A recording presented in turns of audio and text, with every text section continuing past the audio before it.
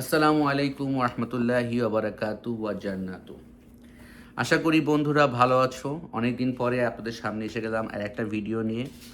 তো আজকে খুবই সুন্দর একটা বিষয় নিয়ে কথা বলবো। তো বিষয়টা শুনে আসলে আপনাদেরও অনেক ভালো লাগবে। আপনারা জানেন আমার এই ইউটিউব চ্যানেলে আসলে আমি ইসলামিক বিষয় এবং নামাজের বিষয় নিয়ে বেশি কথা বলি, যেটা আমার চিন্তা ভাবনা দিয়ে যেমন আমি সেটা নিয়ে সামনে উপস্থাপন করে থাকি। তো আশা করি আপনারা অনেকেই আমার সাথে আসছেন এবং অনেকেই আমার চ্যানেলকে সাবস্ক্রাইব করেছেন। সাবস্ক্রাইবের সংখ্যা ২,৬০০ পার হয়ে গিয়েছে। আলহামদুলিল্লাহ, এটা আপনাদের ভালোবাসা এবং আপনারা ভিডিওগুলো ওয়াচ করতেছেন। আসলে আপনার চ্যানেল এর অর্থ হলো এইটাই যে আপনারা আমাকে সাপোর্ট করতেছেন। আপনাদের সাপোর্ট আমার খুবই দরকার, যাতে আমার মাধ্যমে আপনারা উপকৃত হন, আপনাদের এই ভাইয়ের সোয়াব হয়। আমার তো সোয়াব হচ্ছে, ইনশাল্লাহ আপনাদেরও সোয়াব হবে এবং আপনারা যদি ভিডিওটা শেয়ার করেন, শেয়ারের ফলে আপনাদেরও সোয়াব হবে। তো যাই হোক, এই কথাগুলোকে সাইডে রাখি, নেক্সট কথাতে আসি। সেটা হলো যে আজকে যে টপিকসটা নিয়ে কথা বলবো সেটা হলো খুবই সুন্দর একটা টপিকস নিয়ে। তো আমার হাতে এখন আছে এটা বাংলাদেশের তর্জমা করা।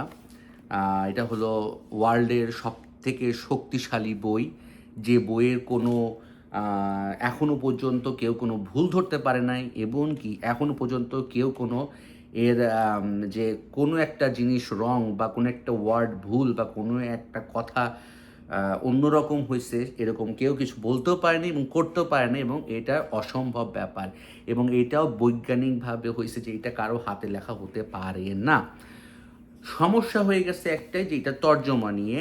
আসলে এইটার তর্জমা অনেক বড় বড় যারা আছে বিজ্ঞ মানুষ, তারা তর্জমা ভিন্ন ভিন্ন রূপে এটা করছেন, বিধায় আমাদের ভিতরে কনফ্লিক্টটা তৈরি হয়। তো যাই হোক, আমি ওই কনফ্লিক্টের মধ্যে না যাই। আমি কথা বলতেছি আমাদের মুসলমানদের পবিত্র কিতাব, শেষ কিতাব, যেটা হলো আমাদের হলো কুরআন শরীফ। তো এটা হলো মহা কিতাব, যেটা আমাদের মনে ধারণ করা লাগবে, আমাদের মনে ধারণ করে রাখা লাগবে। বাট কখনো কি চিন্তা করছি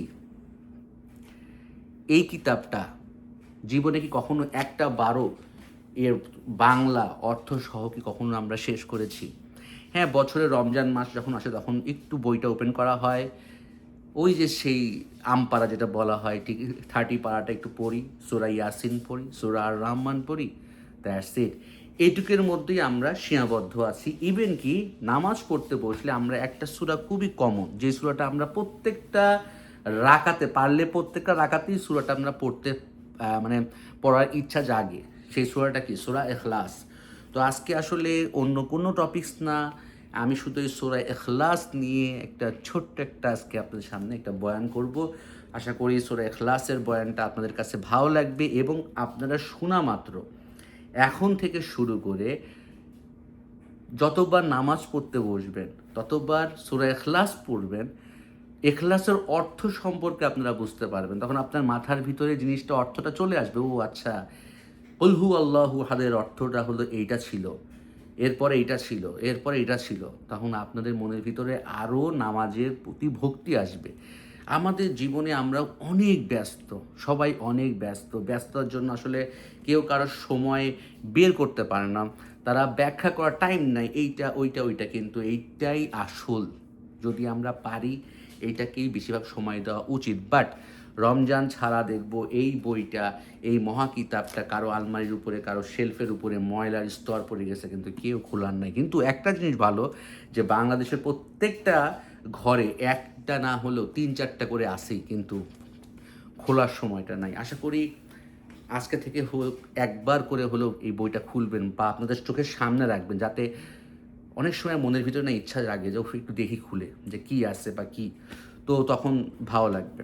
তো বেশি কথা না বাড়িয়ে সরাসরি আমরা আজকে অর্থে চলে যাই।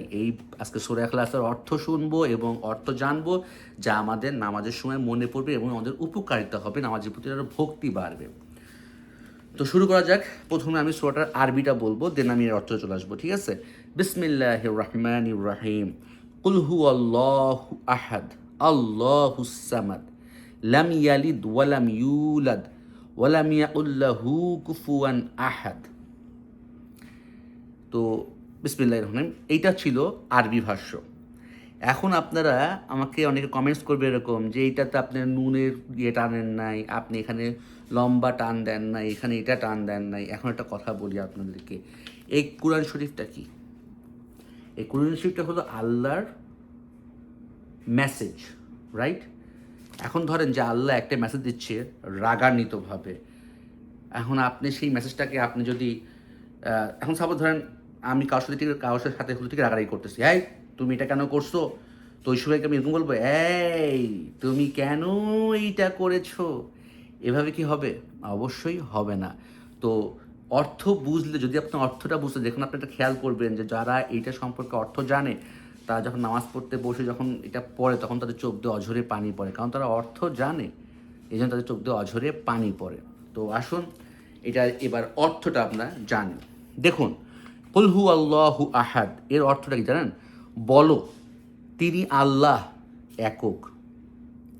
তাহলে কি অর্থ হলো? কুল হু আল্লাহু আহাদ এর অর্থ হলো কুল্লুহু, আল্লাহ এক, আল্লাহ এক। বলো, কুল্লু বলো, আল্লাহ একক, আল্লাহ একক। মনে থাকবে, কুল হু আল্লাহু আহাদ, আল্লাহ একক। তারপরে আল্লাহুস সামাদ এর অর্থ হলো আল্লাহ অমুখাপেক্ষী। অমুখাপেক্ষী বলতে বোঝানো হয় এটা যে তার কোনো অপোজিট কিছু নাই, তিনি একই, তার কোনো অপোজিট বা অমুখাপেক্ষী, বা তিনি কারোর সামনে গিয়ে যে তাকে অ্যান্সার দেওয়া লাগে, যেরকম আমার কোনো অনেক কিছু হলে আমার আব্বাকে অ্যান্সার দেওয়া লাগে, আমার ওয়াইফকে অ্যান্সার দেওয়া লাগে, অনেককে অ্যান্সার দেওয়া লাগে, বাট আল্লাহর কাউকে কোনো কিছুর অ্যান্সার দেওয়া লাগে না। একে বলা হয় কি? অমুখাপেক্ষী। তাহলে আমরা কি বুঝলাম? আল্লাহু সামাদ অর্থ কি? অমুখাপেক্ষী, আল্লাহ অমুখাপেক্ষী। আচ্ছা, লাম ইয়ালিদ ওয়ালাম ইউলাদ এর অর্থ কি? তিনি কাউকে জন্ম দেন নাই, তিনি কাউকে জন্ম দেন নাই, তাকেও জন্ম দেওয়া হয় নাই। দেখুন, আমি এটার অর্থ জানি, তারপরেও আমার মাথা থেকে মানে আউট হয়ে যাচ্ছে। এটাই হলো শয়তানের ওয়াসওয়াসা। শয়তান আপনাকে মানে এগুলোতে খুবই অ্যাটাক করে থাকে। তাহলে কি হলো?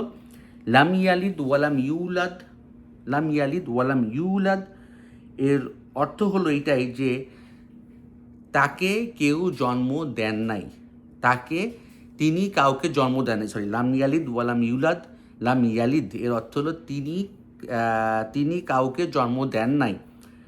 আর ওয়ালাম ইয়ালিদ, ওয়ালাম ইয়ালিদ, লাম ইয়ালিদ ওয়ালাম ইউলাদ এর অর্থ হলো তাকে জন্ম দেওয়া হয় নাই।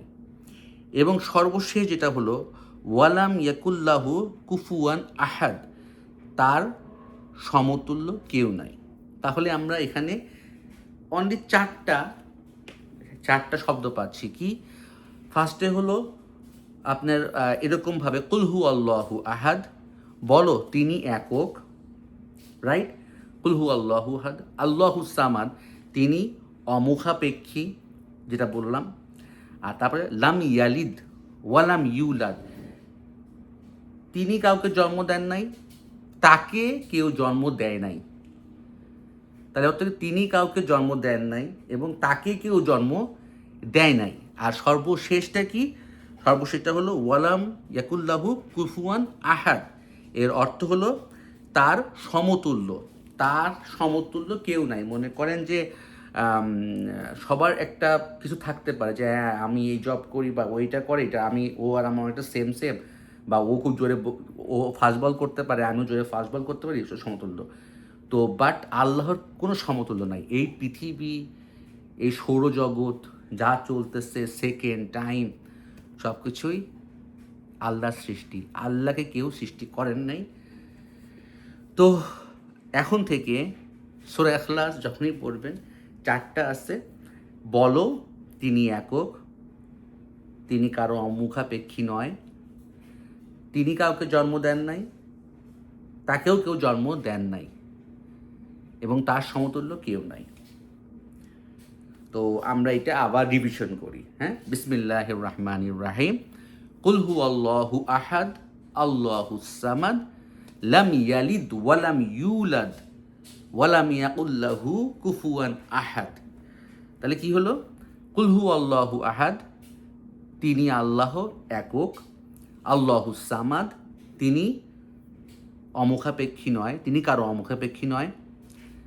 আর 4 নম্বর তারপরে আসলো কি লাম ইয়ালিদ ওয়ালাম ইউলাদ, সরি আমি তো ভুল বললাম, মনে হয় এখানে হবে হলো লাম ইয়ালিদ ওয়ালাম ইউলাদ, ইয়েস, না ঠিকই আছে, লাম ইয়ালিদ ওয়ালাম ইউলাদ, তিনি কাউকে জন্ম দেন নাই, তাকেও কেউ জন্ম দেন নাই।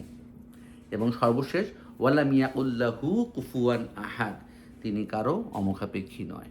তো আশা করি আমরা এখন থেকে এভাবেই প্রত্যেকটা ছোটো ছোটো করে সূরা নিয়ে আমরা আগাবো, যাতে এগুলোর অর্থ আপনারা বুঝতে পারেন। এগুলোর অর্থ যখনই এই সূরাটা পড়বেন, যখনই নামাজ পড়তে বসবেন, তখনই এই সূরাটা আপনার ভিতরে, আপনি এই সূরাটার অর্থটা বুঝতে পারবেন। আর আমাদের সবারই উচিত আস্তে আস্তে ছোটো ছোটো করে অল্প অল্প দিন করে এই আরবি ভাষাটা আয়ত্ত করা। আসলে অর্থ অনেকে লিখছে তাদের অবস্থা বুঝে, কিন্তু আরবি ভাষাটা যখনই আপনি শিখবেন তখন আপনি নিজের মতো করে সঠিকভাবে বুঝতে পারবেন। তো আশা করি বন্ধুরা আমার এই ভিডিওটা ভালো লাগছে। তো আজকের মতো এইটুকুই, ইনশাল্লাহ নেক্সট সূরা নেক্সট একটা ভিডিও নিয়ে চলে আসবো ইনশাল্লাহ আপনাদের সামনে। অতক্ষণ পর্যন্ত আল্লাহ হাফেজ, ভালো থাকবেন। আপনারা অবশ্যই নামাজ পড়বেন, নামাজ ছাড়া যাবে না, নামাজকে শুরু করেন ইনশাআল্লাহ, আল্লাহ আপনাদেরকে অবশ্যই হিদায়াত দান করবেন। আসসালামু আলাইকুম ওয়া রাহমাতুল্লাহি ওয়া বারাকাতুহু ওয়া জান্নাতুহু।